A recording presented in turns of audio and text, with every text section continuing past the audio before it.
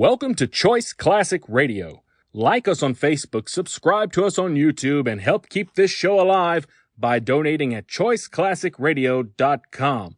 For more of your favorite old-time radio shows, join us on our companion podcast, Choice Classic Radio, Mystery, Suspense, Dramas, and Horrors, where we bring to you the most mysterious tales that the golden age of radio had to offer. And now, with 326 episodes made, broadcasting from 1939 to 1950, we bring to you The New Adventures of Sherlock Holmes. This episode from the life of Sherlock Holmes will be transmitted to our men and women overseas by shortwave and through the worldwide facilities of the Armed Forces Radio Service. Petri Wine brings you Basil Rathbone and Nigel Bruce in The New Adventures of Sherlock Holmes.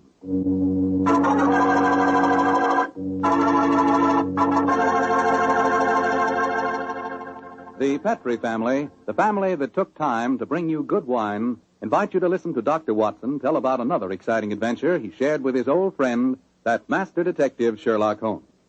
And say, I want to ask you if you've sent in for that little present we've got for you. You know, that swell recipe calendar. It's free, of course, and it's really something. It's a 2-year calendar for 1945 and 46, and it's beautifully done in full color. But the best part of it is that it's jammed with recipes and ideas for cooking with Petri wine. Send for your free recipe calendar tonight. Just send your name and address to Petri Wine, P-E-T-R-I, Petri Wine, San Francisco 26, California. San Francisco 26, California. The requests for this swell calendar have been coming in so fast that you better hurry up and get yours before we get snowed under. Write tonight, and we'll send you your free recipe calendar at once.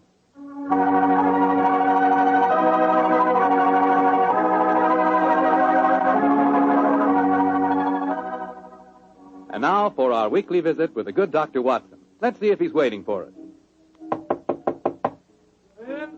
Come in. Good evening, Mr. Holmes. Oh, good evening, Doctor. Playing the phonograph, I see. Yes, my boy, and that particular melody has some very potent memories for me. Here, I'll turn the thing on. You haven't come here to listen to a Mozart sonata. You want a story, don't you, young fellow, my lad? That's right, Doctor. Well, let's sit down. All right. That's better. Now I'll tell you what. Oh, thank you, Doctor. It began in Vienna in 1889, many, many years before the insane house painter named Schicklgruber had converted that gay city into a place of fear and oppression. And what were you and Sherlock Holmes doing there, Doctor? Just taking a trip? Mr. Foreman, in those early days of our association, we didn't have the time or the money for just taking trips. No. We were in Vienna because Holmes had been engaged in certain highly important investigations. We were staying in a charming little pension inhabited by students and musicians. And on the night the story began, we'd finished dinner and had returned to our room. I was busy making some notes on the investigation we'd just concluded, and Holmes was scraping away at his beloved violin.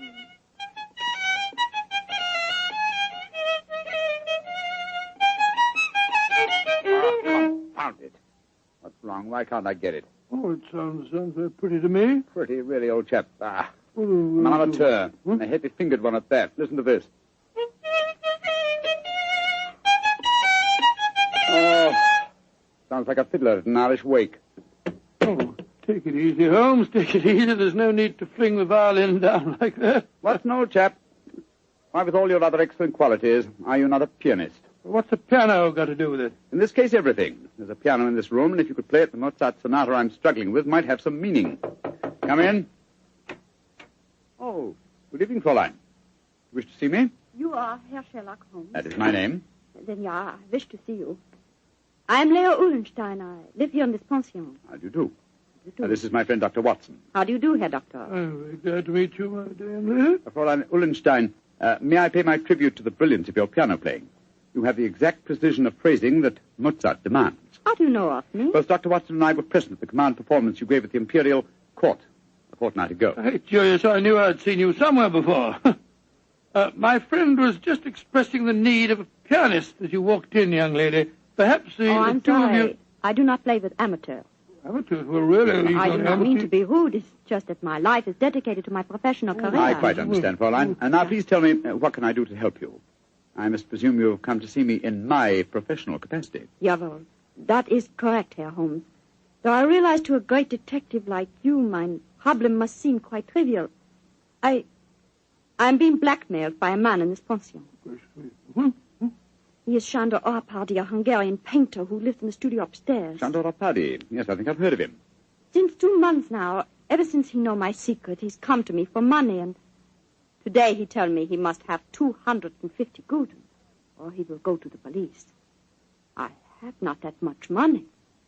Herr Holmes, please to tell me what I shall do. Just what hold does he have over you? My brother, Karl, he got into some trouble here, and the police were looking for him, but he ran away to München, as you say, Munich, and Sándor Arpady knew of this. He was a friend of mine, so I thought. When this trouble come on my brother, I turned to Sándor for help. He smuggled Karl out of the country, and he turned on me for blackmail. He's a bad man. I wish he was dead. Most blackmailers are cowards at heart. I think Dr. Watson and I will call on the gentleman. By the way, does he have any written evidence of your brother's crime? Yeah, he has his address in Munich. I show Sándor a letter from him when he first go there, and he keep the letter, will not give it back to me. And if he gave the police your brother's address, they'd arrest him, eh? They would, of course. Yes, of course they would. Herr Holmes, will you please to tell me what I should do? I cannot go on this way. My music Now, is Fräulein, suffering. calm yourself. I shall be most happy to help you, and if you will lead the way, we'll see how persuasive we can be with Sándor Arpady.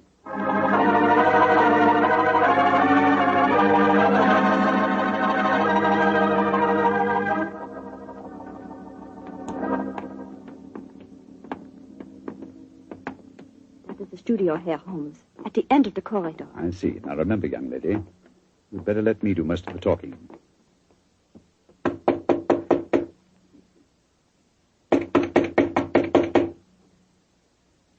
He must be out. That is possible. Ah, locked. I think, bearing in mind Arpady's profession, we'll take the liberty of opening his door. Well, that doesn't look a very complicated lock to me. Oh, I think this skeleton key will do the trick. It's very dangerous, Herr Holmes. If Sándor finds you No, doing... don't you worry about that, Fräulein. We're perfectly capable of taking care of ourselves. Ah, there we are.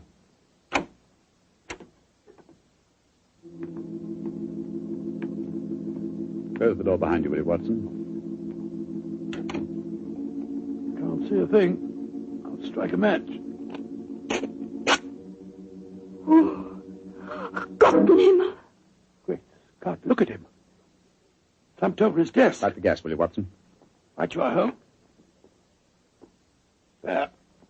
Judging from his appearance, Fräulein Ullenstein, I think Sándor Arpady had other enemies besides yourself. Less scrupulous enemies. He's been strangled. Look at the finger marks on his throat. Is he... Yes. His body is still warm, though. I'm afraid he's dead. I am glad. He was a bad man. Deserved to die. Watson, do you notice that the fingers of the killer have broken the skin and drawn blood? Oh, dear, yes, so they have. Should we not communicate with the police? Before we do that, Fräulein, we must see if we can find your brother's letter. Help me move the body, will you, Watson? Lying across an open dispatch box that might contain the document in question. Right, John. Come on, my fellow. That's it. For a painter, the late Mr. Arpady was an unusually methodical man. Everything filed here in alphabetical order. Here we are. You, Fräulein Lea Ullenstein. And the letter has the Munich postmark. I think this must be the document in question. Will you examine it, please, Fräulein? Yeah, this is the letter. Herr Holmes, how can I thank you? There's very little to thank me for. If the blackmailer were still alive, I fear it wouldn't have been so simple a matter. I wonder what other treasures this box contains. Hello? Hello? What is it, Holmes? Interesting. Extremely interesting. Look at this, old fellow. Good Lord. Information on the case that we've just been working on. Exactly, and from the names attached to the document, I think we may assume that the dead man did not confine his blackmailing to struggling young pianists. He was after big game, too. Yes, we'd better be careful, Holmes. I don't think that we should go for the police just yet. No. We'll start by having a little talk with the other residents of this pension. Fräulein, who lives in the room adjoining this one? Try to, Herr Holmes. And the room across the landing? Lai Tung-fo, the great Chinese actor, he's performing here in Vienna. I see. Then I think we'll start by calling on him. Return to your room, Fräulein, and we will let you know later what we've found. In the meantime, say nothing to anyone of what has happened. I will do everything you tell me, Herr Holmes, and please, once again, please let me thank you for what you've done for me. You know, Holmes, I'm not sure that girl didn't strangle Arpadi herself. A pianist would have unusual strength in her fingers. And we know that she had the motive. And look how unnaturally calm she was when she realized the man was dead. I disagree with you, old fellow. Huh? I think what you refer to as unnatural calmness is really the cold detachment of the true artist. Well, I have a feeling that we should keep an eye on her, just the same. We will, Watson, we will. And now I suggest we pay a visit across the landing to the distinguished Chinese actor, Mr. Ling Tu-fo.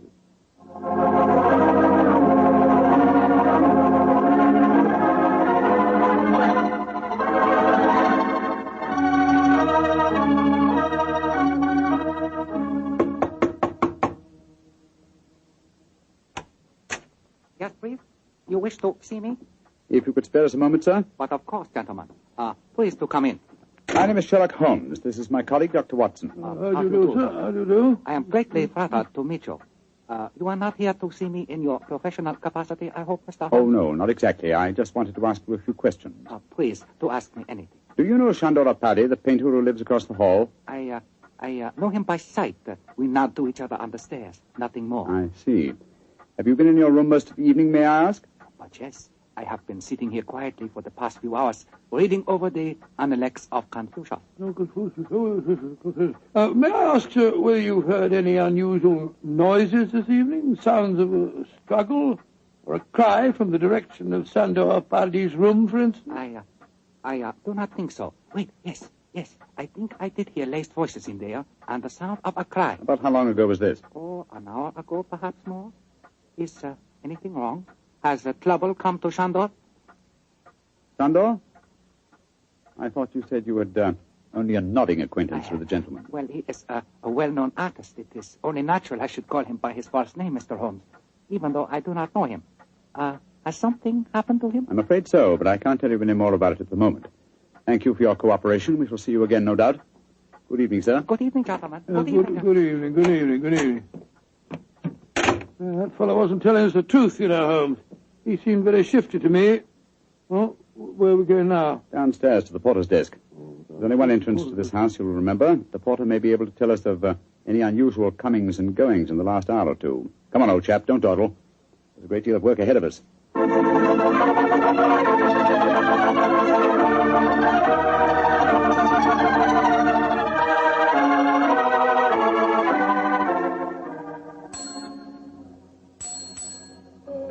Herr Holmes, what can I do for you? How long have you been on duty tonight? Since 5 o'clock. Did you notice what people have come in or gone out since then? No one has gone out. Ah, splendid. And who came in? Fräulein Ullenstein came in just after 6, Oh, yes. and Herr Apadi, the painter, came in a few minutes later. That is all. Ah. Who lives in the other ground floor apartments besides Dr. Watson and myself? There are only 2 other apartments. In the one to the right of the corridor lives Madame Janssen. She's a Swedish lady, a sculptress. And in the other? Signora Violetti, the Italian opera singer. Oh, thank you. Thank you very much. I'm much obliged to you. I'm happy to be of service, Herr Holmes. Where are we off to now? Back to our rooms? Oh, we'll call on Madame Violetti if she's at home.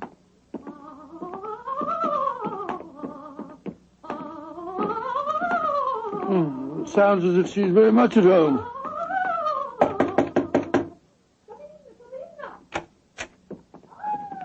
Signor Sherlock Holmes, that is a friend have come to see me.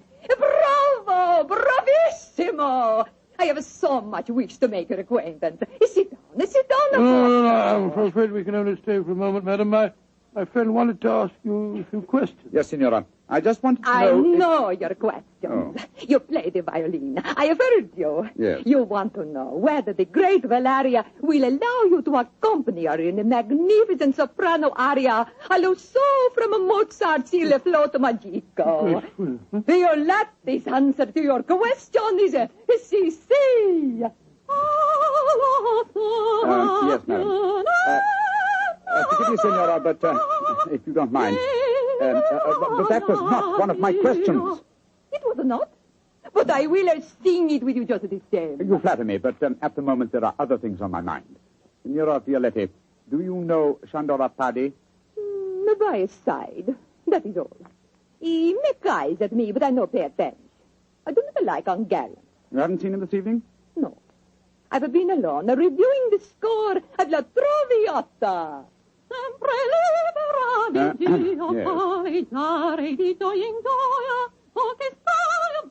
I am to sing it next week here in Vienna. I hope you will both be present. It would be a great treat for you. I'm sure it would be, Signora. Now, if you'll excuse us. Oh, it is sad you must go so soon. But come and see me again, and I will sing for you both before you leave Vienna. Great Scott, what a ghastly woman. She's not your murderess, I'm sure. And now I suppose we'll have to question this sculptress woman. And then we'll talk to everyone in the house. No, I think before we visit her, we'll examine the dead man's room a little more closely. That black tin dispatch box may hold the key to this mystery.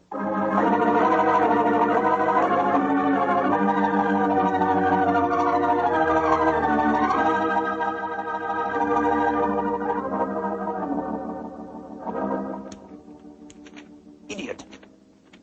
Numbskull. Why didn't I go through these papers thoroughly at first? They certainly tell an interesting story. A party had obviously been blackmailing Madame Janssen, the sculptress. Yes, and also our friend, the Chinese actor, Lai Tung-fo. Then Lai Tung-fo was lying when he said that he didn't know a party. Obviously. By George, 3 of the 4 people living in this house in his power. Hello. What's the matter? What have you found? Footprints in the cigar ash on the carpet. Prints of a small foot. Leading us to this closet. Somebody must have been hiding in there. Very possibly. Uh-huh. Take a look at these, Watson. Strands of hair. Long black hair. Where were they? On a hook in the cupboard. Someone bracing themselves back so as to be out of sight could easily leave such evidence. I've got it, Holmes. I've got it. The long black hair, the long nails that caused the peculiar marks on a party's throat, and the small footprint. It was a woman. Possibly, but which one? Fräulein Ullenstein and Signora Violetti both have blonde hair, remember? And it must be that sculptress woman. Not necessarily. Who else, not a woman, might have small feet, long nails, and long black hair? By Jove, the Chinese actress. Presley, come on.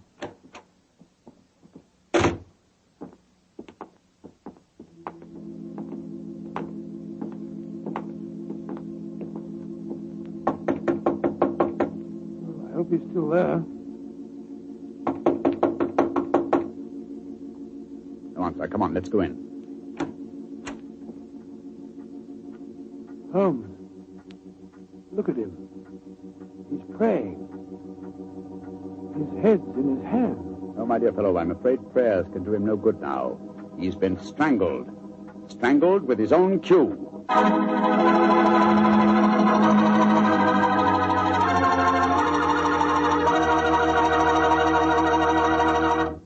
Dr. Watson's story will continue in just a second. So I'm going to take that second for a fast question.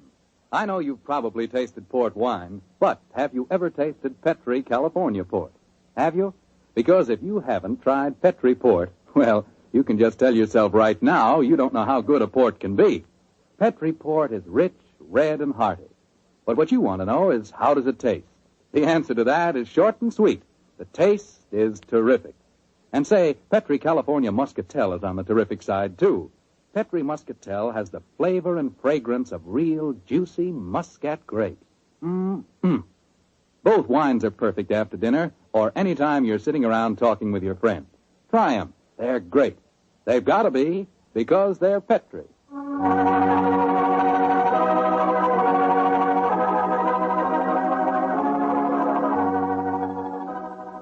And now, back to tonight's new Sherlock Holmes adventure. The famous pair are staying in Vienna, where they've become involved in the mysterious strangling of a notorious blackmailer. As we rejoin our story, Sherlock Holmes and Dr. Watson are cross-questioning another of the suspects, a Swedish sculptress by the name of Madame Janssen. What do you want with me? Why have you come in here? Well, we just wanted to ask you a few questions, madam. To admire your figurines, may I ask if you always work in clay? Yeah, but what's that to you? Do you wish to buy some of my sculpture? No, but I assure you the question was pertinent. Tell me who you are and stop wasting my time. My friend is a private detective, madam. A detective? Who sent you here? No one sent me here. I'm conducting an investigation of the murder of Shandora Paddy. Sandor dead. Mm-hmm. Good. I'm glad. Yes, madam, but we happen to know that you had a motive for killing him. He'd been blackmailing you. Get out of here. What right have you to come here and question me? No. Look here, madam. If you know what's good for you, you will answer our And question. if you know what's good for you, you'll get out of here, both of you. Come along, Watson. But, Holmes, you can't possibly... Forgive me, madam, for our intrusion. We meant no rudeness. You have been rude. Intolerably rude. Go away. Whatever made you back down like that, Holmes? Obviously, she's the killer. Rubbish. But her hair was jet black. Yes, but it was short hair. And didn't you notice the size of her feet? Anyway, she works in clay. If it had been marble, I might have suspected her. Upon my soul, Holmes, I wish you'd tell me what you're driving Now, at. the answer to these killings now, Watson. But I'll have to prove it. I'm afraid I must work without you, old chap. Do you mind waiting for me in our room? No. Wait a minute. That may be dangerous. Wait for me in Signora Violetti's room, if you don't mind. I'll join you there as soon as my work is done. Pretend that you have returned because you were so enchanted with her voice. Oh, great Scott, Holmes, you can't ask me to be alone with that dreadful woman. Please do as I say, Watson, and don't question me. There isn't a moment to be lost.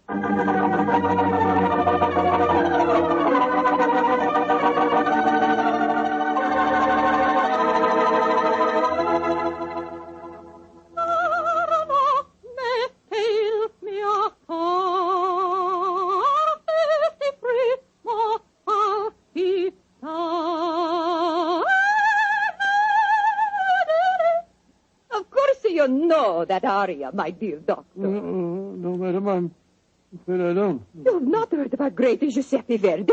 Oh, yes, I heard of him, of course, but I can't identify his work. That was from a Rigoletto, you silly man. Rigoletto? Come, tell me your favorite composer. I will sing something that is just for you. I will turn the gas light down. Turn the gas light down. That will be so much more romantic. Oh, Now, who is your favorite composer? Oh, I don't know if I have any favorite. What's his name? Wagner's very fine, you know. Wagner is a heavy like most German composers. But Violatti can master him. Oh, Lord, here she goes again.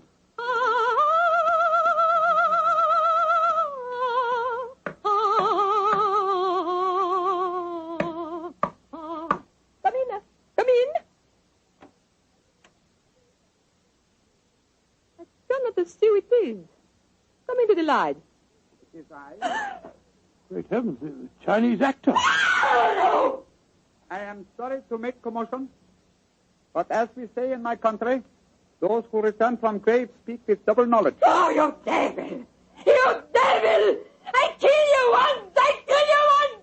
I kill you again! Thank you for the confession, Senora Violetti. You can testify to it, Watson. Holmes! No, you don't, Senora. Your nails are too sharp for my liking. I'll kill you too, both of you! I'll kill you! Watson, catch her. She's fainted, Holmes. Fainted, eh? What an undramatic exit for a most dramatic lady.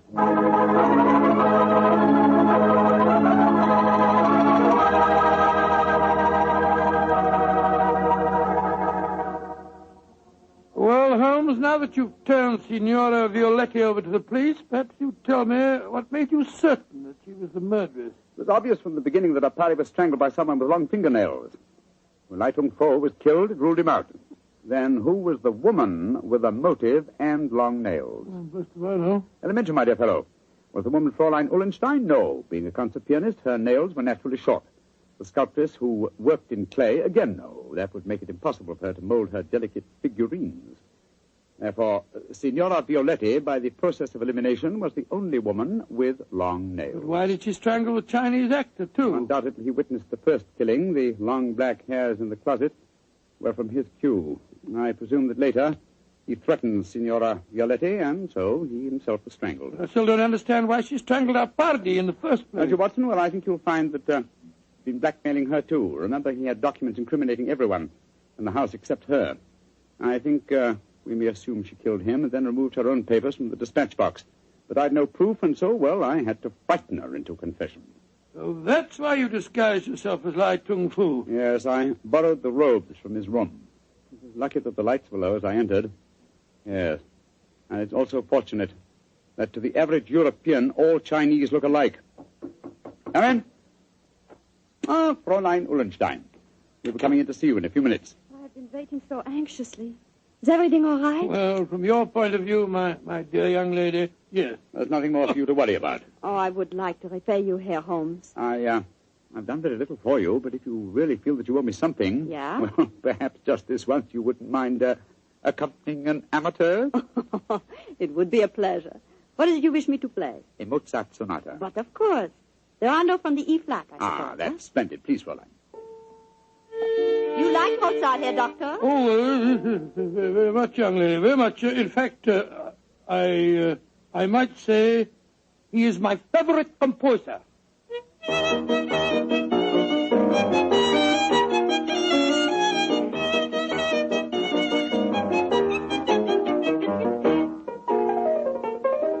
Charming. Perfectly charming. I only wish that all our adventures could end so melodiously.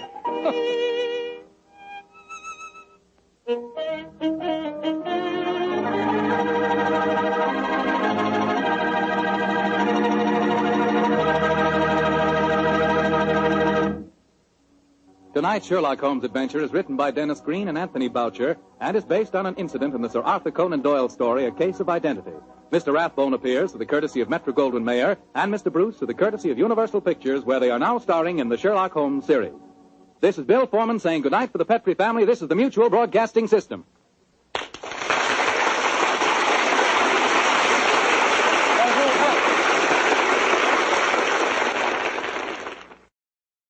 That concludes today's episode. We'd like to thank you and remind you to donate at choiceclassicradio.com. Remember, your donations make episodes like this possible.